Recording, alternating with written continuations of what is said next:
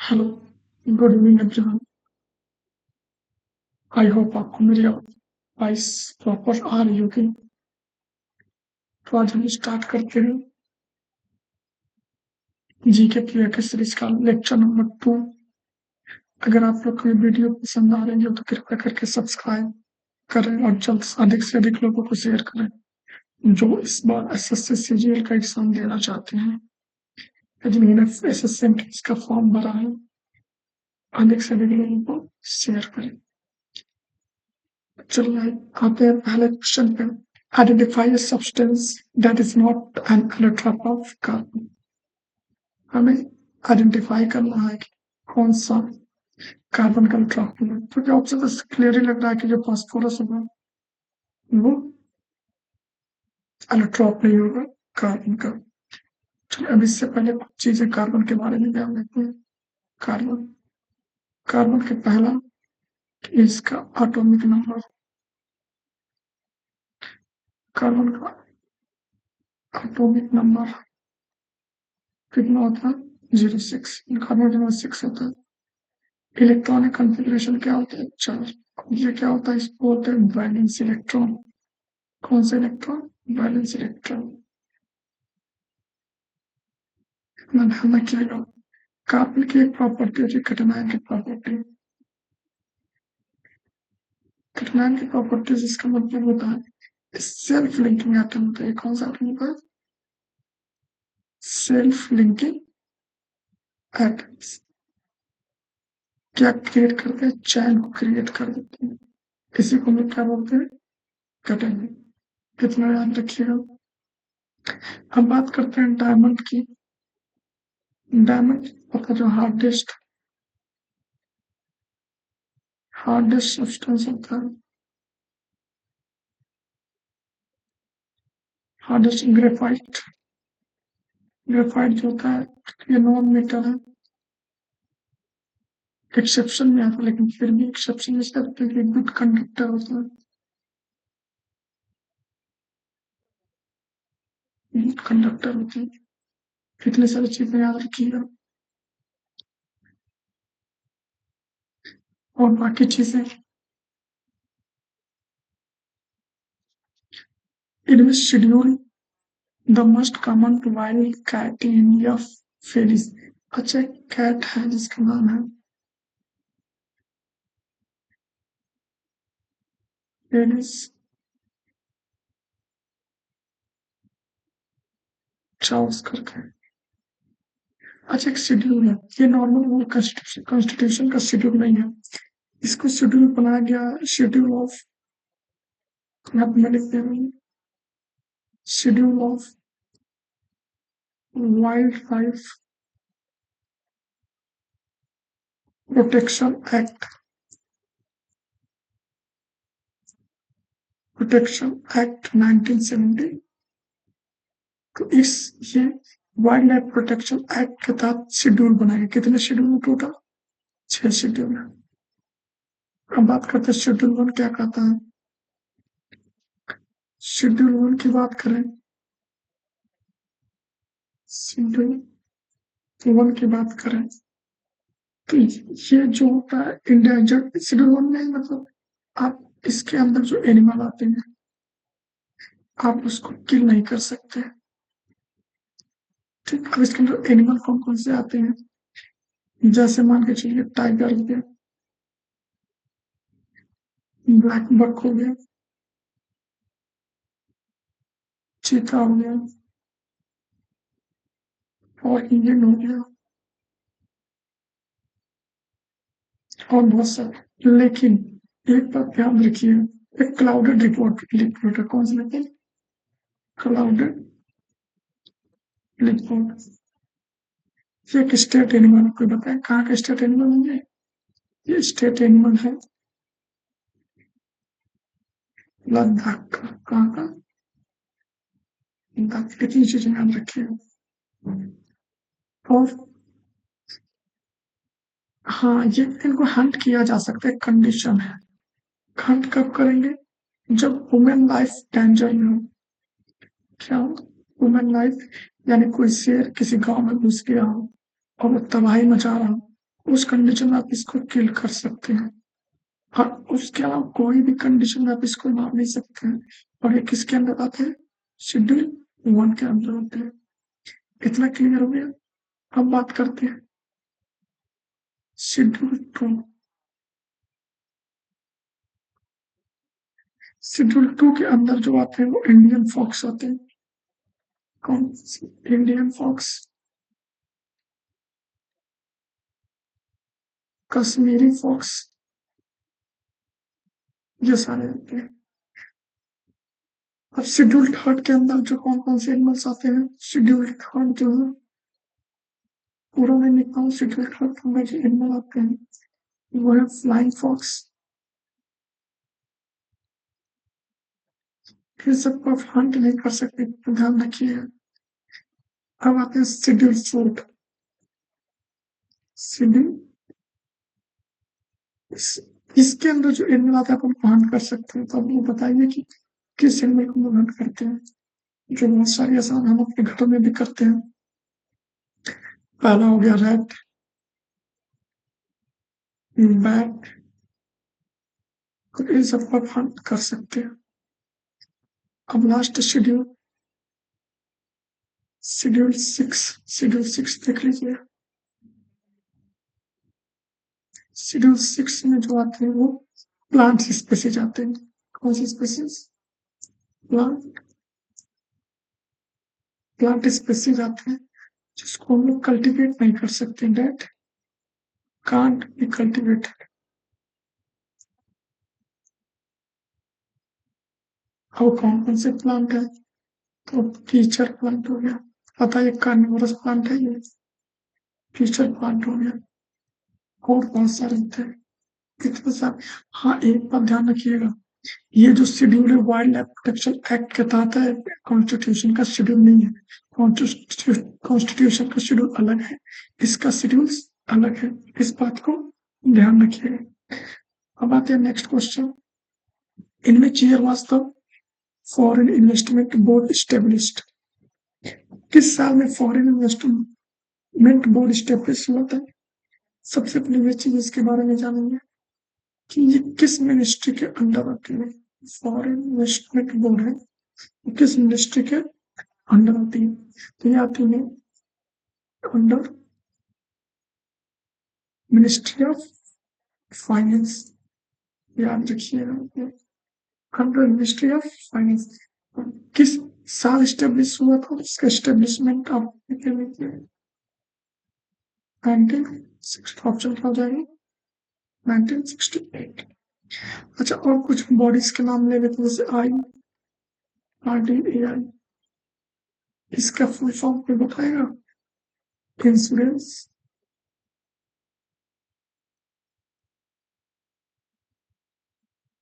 Regulatory and development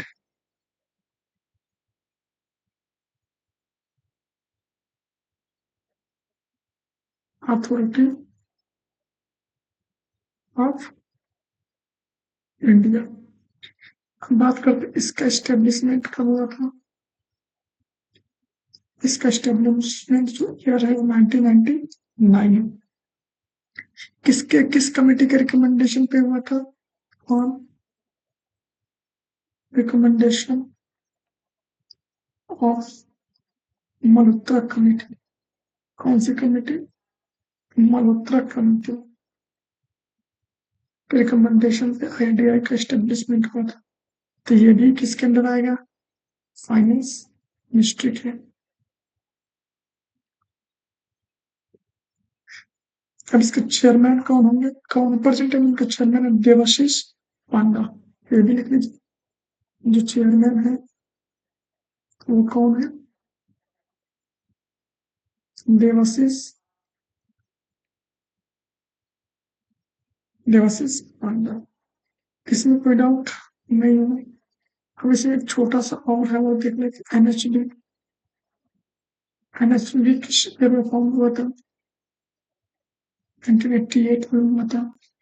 NABARD, NABARD, NABARD कब हुआ था? 1982 में हुआ था। किसके रिकमेंडेशन पे हुआ था? किस कमेटी के रिकमेंडेशन पे हुआ था? यह सीवा रमन कमेटी। कौन सी कमेटी थी? सीवा रमन कमेटी थी।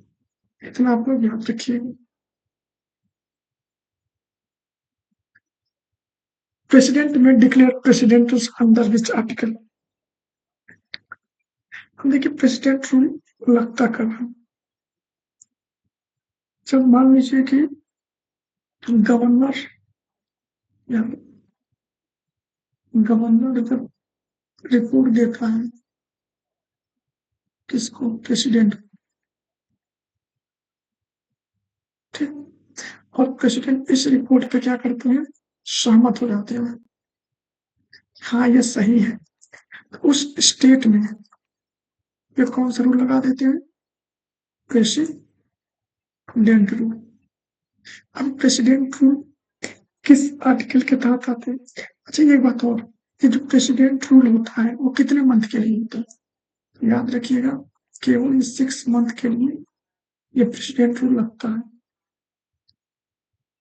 और किस आर्टिकल के आता है? आर्टिकल नंबर, आपका इसका जो आंसर होगा आर्टिकल नंबर 356 आप लिख लीजिए। किस आर्टिकल के अंदर? 356। आप यहाँ कुछ इमरजेंसी के बारे में बात कर लेते हैं। अच्छा इमरजेंसी जो है वो किस पार्ट में है? कॉन्स्टिट्यूशन के किस पार्ट में है? तो कॉन्स्टिट्यूशन के पार्ट में ये क्या लिखा हुआ है? 18th पार्ट में। किसके तहत आया था? GUI एक्ट 1935 के तहत। इतना याद रखिए। अब इमरजेंसी कितनी होती है? हम बात यहाँ पे जाने। इमरजेंसी 3 तरह का होता है। एक होता है नेशनल इमरजेंसी।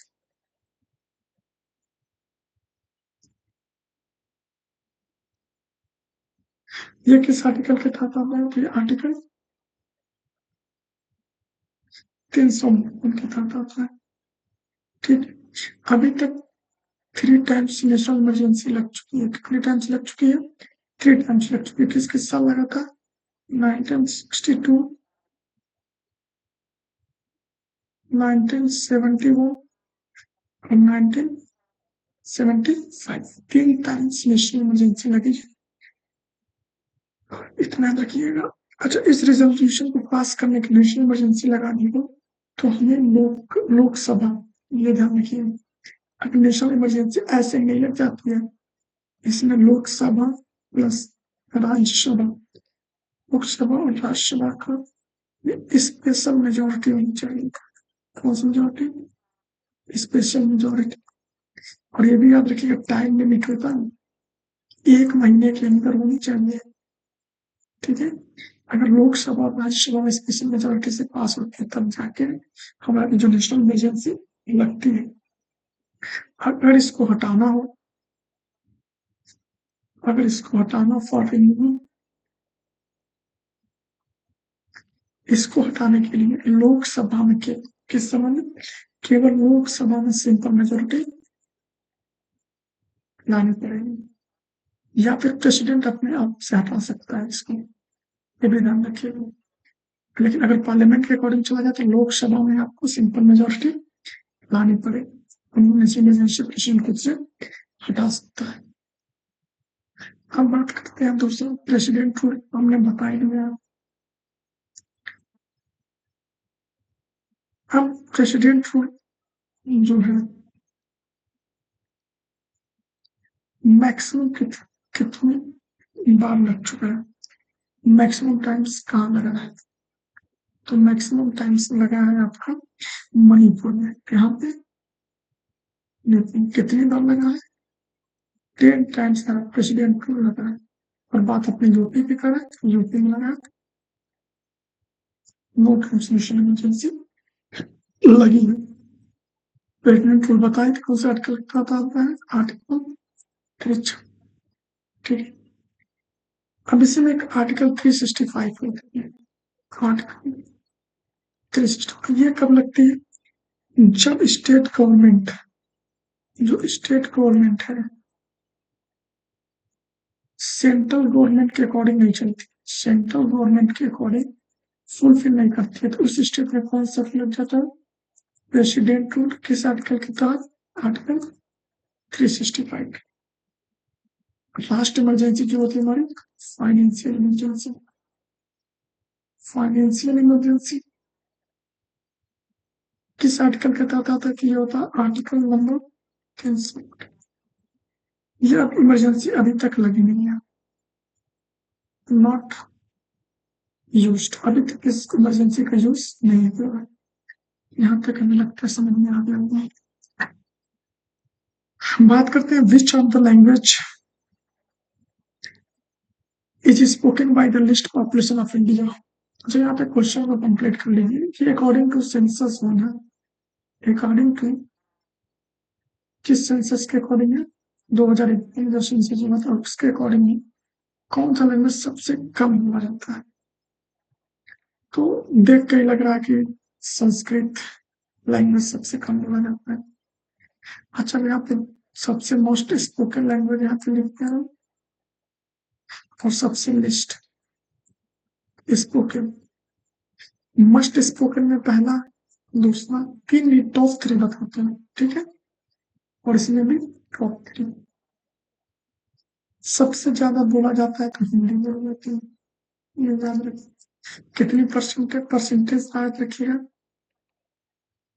43.6%। सेकेंड नंबर पे आती है बंगाली। बंगाली कितनी परसेंट होती है? ये 8% होता है। थर्ड सबसे जो है वो लैंग्वेज है मराठी, इसका जो है मान के चलिए 7% लगभग है। सबसे लिस्ट स्पोकन पहला, जैसे कि ऑप्शन से ये संस्कृत, लिस्ट और परसेंटेज की जरूरत नहीं। सेकेंड पे आती है बोडो, थर्ड पे आती है मणिपुर, इतना यहाँ पे तेलुगु भी दिया है ना। तेलुगु की बात करें तो ये फोर्थ, आप में लिखवा दे रहा, ये फोर्थ है तेलुगु, इसकी परसेंटेज कितनी है? 6.7%। Which rivers flows into the which river flow into the Uller Lake in the north and then into Baramulla? अब उलर लेक के बारे में तो सबको पता होगा, ये लेक क्या है? ये largest fresh water lake, largest fresh water lake है उलर लेक, ठीक है?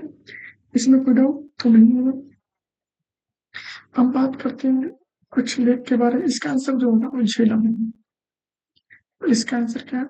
झेलम रिवर का फ्लो करती है उलर लेक में नॉर्थ में और फिर उसको बारामूला में चली जाती है। हम बात करते हैं यहाँ पे चिल्का लेक की। चिल्का लेक, चिल्का लेक कहाँ पे? उड़ीसा में, तो सबको पता ही होगा। ये लार्जेस्ट ब्रैकिश वाटर लेक है एशिया में, लार्जेस्ट ब्रैकिश। ये सारे क्वेश्चंस आते हैं हमारे brackish water lake in India में। अच्छा, चिल्का ये सबसे इम्पोर्टेंट है, चिल्का लेक जो रामसर साइट का पहला रामसर साइट है, इसे बहुत इम्पोर्टेंट हो जाता है। फर्स्ट रामसर साइट क्या है आपका? चिल्का लेक, ठीक है? लोकतक लेक, दूसरा लेक की बात करें, लोकतक लेक, लोकतक लेक कहाँ पे? मणिपुर में, कहाँ पे? और इसको फ्लोटिंग आइलैंड के नाम से जानते हैं। लोकतक लेक को किस आइलैंड के नाम से जानते हैं? फ्लोटिंग आइलैंड, ठीक। अब बात करते हैं दो हो गया ना, तीसरा, तीसरा लेक मान के चलिए डल लेक। कौन सा लेक? डल लेक। डल लेक कहाँ पे पाए जाते? श्रीनगर में। इसको श्रीनगर का ज्वेल कहा जाता है, श्रीनगर का ज्वेल कहा जाता है। सबसे लास्ट लेक बच गया है टीटी का कलिक, TT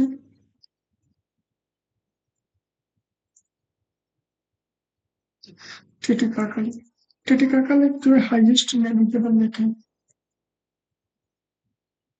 highest navigable lake in the world में है। ध्यान रखिए, इंडिया की बात नहीं हो रही है, वर्ल्ड में, इसमें कोई डाउट नहीं। जो भी नए हैं प्लीज सब्सक्राइब कर दीजिए, सब्सक्राइब कीजिए और वीडियो को ज्यादा से ज्यादा लाइक कीजिए और शेयर कीजिए, ताकि जो इस बार एसएससी सीएचएसएल मेंस देंगे, सीसीएल देंगे, उन लोगों के लिए इम्पोर्टेंट वीडियो है। Selling of bonds by selling of bonds by the RBI will causes money supply to। अच्छा, जब हम बॉन्ड आरबीआई को बेचेंगे तो हमारा मनी सप्लाई क्या होगा, घटेगा, जाहिर सी बात है। यहाँ पूरे पेज का स्पेलिंग गलत है, लिख लीजिएगा। जब कोई आरबीआई बैंक को बेचा जाता है तो मनी की सप्लाई होगी।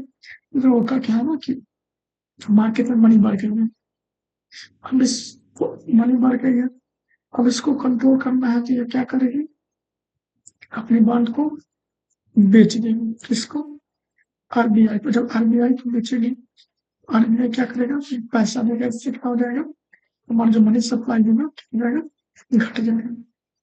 ठीक है, इसमें कोई डाउट तो नहीं होगा। ये आरबीआई, ये तो पता ही है, मॉनेटरी पॉलिसी के तहत आता है। ठीक है, चलिए। What was India rank in Asian Games? ये करंट अफेयर्स है, करंट अफेयर्स के नाम पर मान स्ट्रेटेजी के नहीं है, करंट अफेयर्स। हम बात करते हैं इंडिया की रैंक क्या है एशियन गेम में। सबसे पहले ये जानिए कि ऑप्शन यहाँ पे देख लीजिए कि इंडिया की जो रैंक है वो 4th। बात करते हैं फर्स्ट पे कौन है, सेकंड पे कौन है, थर्ड पे कौन है। फर्स्ट पे हमारा चाइना है, सेकंड पे जो है हमारा कोरिया है, और थर्ड पे जो हमारा जापान है, फोर्थ पे इंडिया है। इतना बहुत है, टॉप 4 याद रखिए। इंडिया की रैंक कितनी है, 4थी है। अब इतना याद रखिए, 19वां एशियन गेम जो होगा कौन होस्ट करेगा, चाइना। कौन होस्ट करेगा, चाइना। ये होगा कहाँ, 2026 में। कहाँ पे, आइची नोगोया करके एक, आइची एंड नोगोया करके है नाम, और ये है कहाँ, जापान में है। इसका जो मोटो है, ये याद रखिए, मोटो पूछ सकता है, मोटो जो है इसका hot to hot, hot to hot, इसका मोटो। ठीक है, who won the Diamond League in javelin throw. अब जेवलिन थ्रो में पता ही है कि नीरज चोपड़ा, जो हमारे नीरज चोपड़ा जी, उनका सेकेंड रैंक आ गया, बस कुछ सेंटीमीटर से ये इनका चूक गया है। फर्स्ट पे कौन आया है, फर्स्ट पे यही है हमारे जैकब वैगलेट, ये किस रिपब्लिक के सिटीजन है, रिपब्लिक के सिटीजन है। इतना सारी चीजें समझ में आ गई है, और किसी को कुछ पूछना हो तो कमेंट कृपया करके अधिक से अधिक। एक बात ध्यान रखिए, आपके लिए इतनी मेहनत की जा रही है, तो सिर्फ आपका ड्यूटी क्या है, चैनल को सब्सक्राइब करना, वीडियो को लाइक करना और हम अधिक से अधिक लोगों को शेयर करना है। डेली वीडियो अपलोड करेंगे। जो भी इस वीडियो को लगातार 40 दिन देख लेगा, उसका प्री जो सीजीएल प्री 30+ मार्क्स आ ही जाएंगे। चलिए नेक्स्ट क्वेश्चन पे आते हैं। हमारा 10वां question, what is the height of the stump from the ground in the cricket. चलिए बताइए, क्रिकेट तो सबका फेवरेट होता है, क्रिकेट जो होता है सबका फेवरेट होता है। बताइए जो स्टैम्प होती है उसकी हाइट कितनी है। देखिए यहाँ पे 28 इंच, 28 इंच होती है, लेकिन अगर ये सेंटीमीटर में दे देते 71 सेंटीमीटर। तो यहाँ जो क्रिकेट का स्टैम्प होता है ग्राउंड से उसकी हाइट 28 इंच होती है। अगर सेंटीमीटर की बात करें तो 71 सेंटीमीटर। चलिए क्रिकेट से रिलेटेड कुछ पूछता हूँ। टेस्ट मैच तो होता है, सबको जानते हैं। टेस्ट मैच के बारे में बताइए, मिनिमम कितने ओवर का हो सकता है। मैक्सिमम तो बात नहीं करेंगे, मिनिमम ओवर टेस्ट मैच में कितने इंडिया में पाएंगे। रेट, ओवर का रेट पर आवर कितना होता है आप बताइए। इतनी चीजें मिनिमम ओवर जो होता है वो 90 ओवर हो सकता है, इससे कम नहीं हो, ज्यादा हो सकता है। Minimum over 90। रेट क्या है, 15 ओवर है। आपको किसी भी हाल में 15 ओवर पर आवर फेंकना ही फेंकना, अगर नहीं फेंकते उसमें आपको पेनाल्टी लग जाती है। चलिए कुछ चीजें और इस बारे में डिस्कस करते हैं।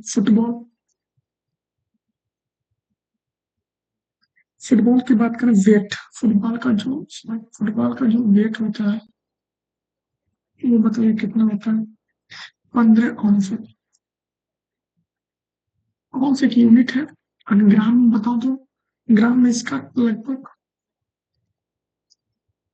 420 ग्राम क्या होता है जो फुटबॉल का वेट। हम बात करें इस फुटबॉल का सरकमफ्रेंस कितना होता है। तो सॉरी क्या हो गया, ठीक है। सरकमफ्रेंस बात करें तो 68 से 70 सेंटीमीटर का इसका सरकमफ्रेंस। सेम इसी तरह क्रिकेट के बारे में बात किया जाए तो क्रिकेट के बॉल का वेट कितना होता है। बॉल का जो वेट होता है वो 55 औंस का होता है। 55 औंस मतलब लगभग 160 ग्राम। ठीक है। बाल का जो सरकमफ्रेंस होता है